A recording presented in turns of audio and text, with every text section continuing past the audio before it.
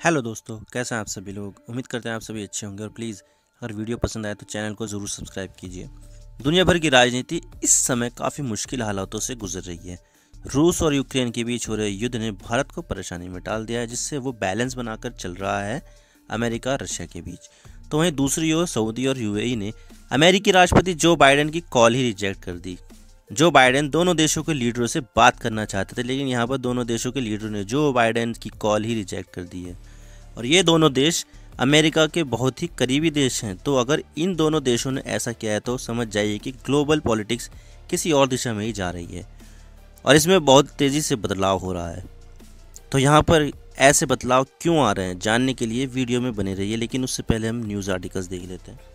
The Times of Israel, de facto leaders of Saudi Arabia UAE refuse calls with Biden. Report 9 March का article है ये। UAE Saudi Arabia refuse to take calls from White House on oil prices. इसके बारे में भी हम आगे बात करेंगे। द टाइम्स 10 मार्च का आर्टिकल है। Saudi Arabia and UAE refuse to take Biden's call on oil. तो यहाँ पर अमेरिका के राष्ट्रपति बात करना चाहते थे सऊदी अरेबिया के de facto leader crown prince Mohammed bin Salman और UAE के de facto leader Sheikh Mohammed bin Zayed के साथ, लेकिन उन्होंने कॉल ही नहीं उठाई और वो बात भी नहीं करना चाहते थे। अमेरिका बेसिकली यहाँ पर ऑयल की सप्लाई को लेकर बात करना चाहता था और वो इन दोनों देशों से सप्लाई को बढ़ाने के लिए बात करना चाहता था, जिससे अभी जो क्रूड ऑयल का प्राइस बढ़ रहा है वो कहीं ना कहीं रुक जाए। लेकिन इन दोनों देशों ने बात करना भी ठीक नहीं समझा और ये एक बहुत ही बड़ी बात है, क्योंकि दुनिया का सबसे ताकतवर देश के राष्ट्रपति के साथ ऐसा किया जाता है तो ये एक बहुत बड़ी बात है और ये काफ़ी बड़ी बेइज्जती भी है जो बाइडेन की। और यहाँ पर जो सबसे बड़ी रिक्वेस्ट की जा रही थी वो क्रूड ऑयल की सप्लाई बढ़ाने के लिए की जा रही थी, क्योंकि अगर देखा जाए तो यहाँ पर क्रूड ऑयल का प्राइस $140 तक जा पहुँचा था। लेकिन यहाँ पर ओपेक प्लस ने इस चीज़ को रिजेक्ट कर दिया। अभी ओपेक प्लस क्या होता है मैं आपको वो दिखा देता हूँ। तो यहाँ पर आप देख सकते हैं कि ओपेक में तो कुछ देश है, जैसे कि आपको लाल कलर में दिख रहे होंगे, ये ओपेक देश है।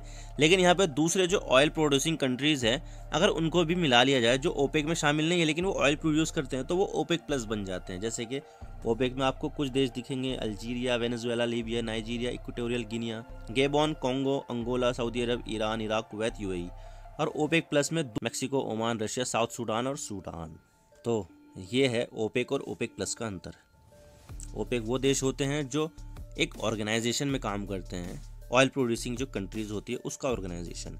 लेकिन अगर उसमें दूसरे ऑयल प्रोड्यूसिंग कंट्रीज भी अगर शामिल हो जाए जो ऑफिशियली तो उसके ओपेक का मेंबर नहीं है, लेकिन उन देशों को मिलाकर ओपेक प्लस कहा जाता है।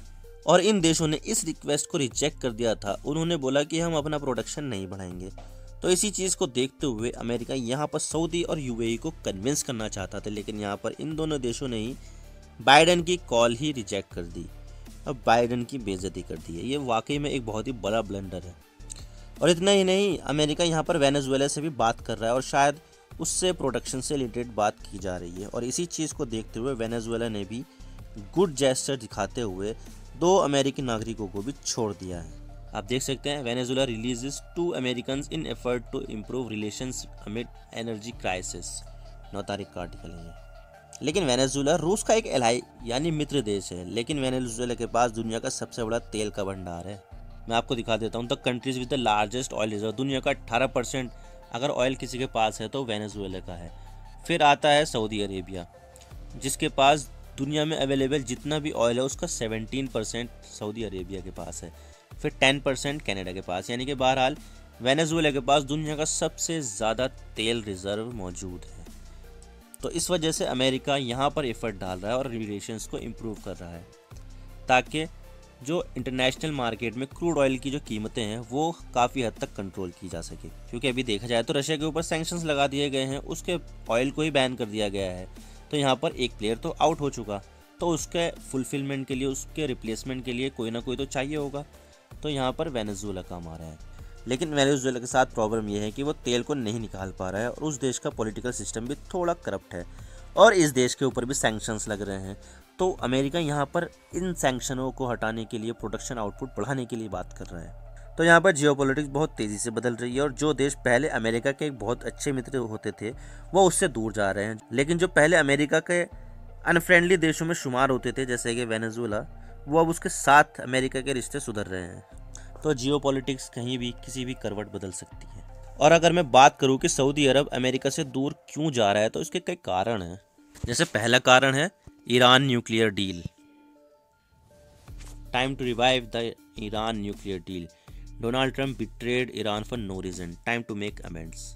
अभी अगर देखा जाए तो यहाँ पर अमेरिका जल्द से जल्द ईरान के साथ जो न्यूक्लियर डील है उसको रिवाइव करना चाहते हैं, ताकि ईरान के ऊपर के सैंक्शंस हट जाए और ईरान का क्रूड ऑयल फिर से मार्केट में आ जाए, जिससे सप्लाई साइड से जो एक प्लेयर आउट हुआ है रशिया, तो उसको रिप्लेस करने के लिए यहाँ पर ईरान को दोबारा ग्लोबल मार्केट के लिए ओपन कर रहे हैं, ताकि सप्लाई साइड जो डिसरप्ट हो गई है वो सुधर सके। लेकिन यहाँ पर सऊदी और ईरान के बीच दुश्मनी का काफ़ी लंबा इतिहास है। एक तरफ सऊदी जो सुन्नी कंट्री है, तो दूसरी तरफ ईरान जो शिया मेजॉरिटी कंट्री है।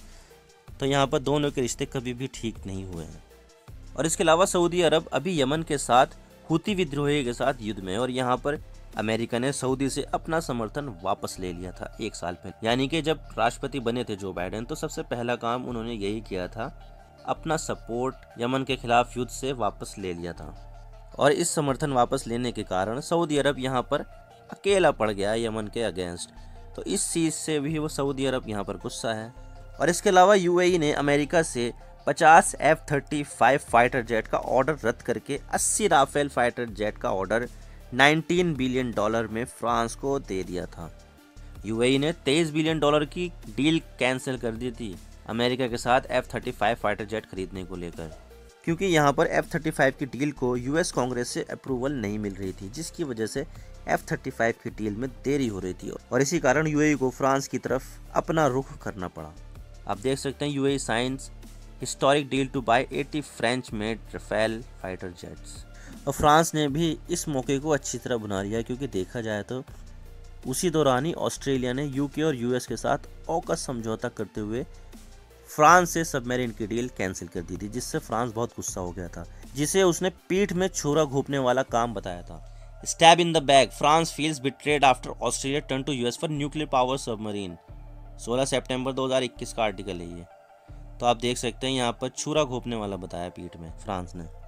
तो यहाँ पर फ्रांस को भी एक मौका मिल गया था कि ऑस्ट्रेलिया ना सही लेकिन यूएई से डील कर लेंगे।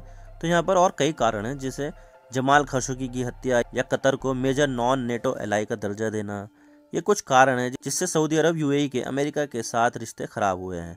लेकिन जियोपॉलिटिक्स में ना तो कोई किसी का दोस्त होता है और ना ही किसी का दुश्मन, सिर्फ अपने इंटरेस्ट देखे जाते हैं जियोपॉलिटिक्स में।